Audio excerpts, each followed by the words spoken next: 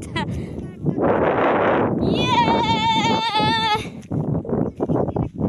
Oh. Igdi po ang venue dati kang kasal kang kasal na itong taon.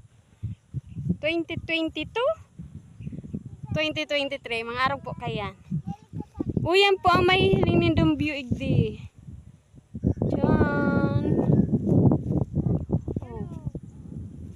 Oh. Tapos igdi po sa likod. Yan po. Ang bundok Isarog. Yan. Tapos yan. Pabugsok na po yan.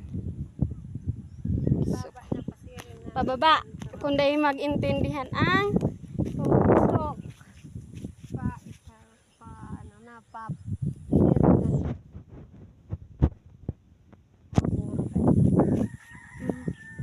Let's go!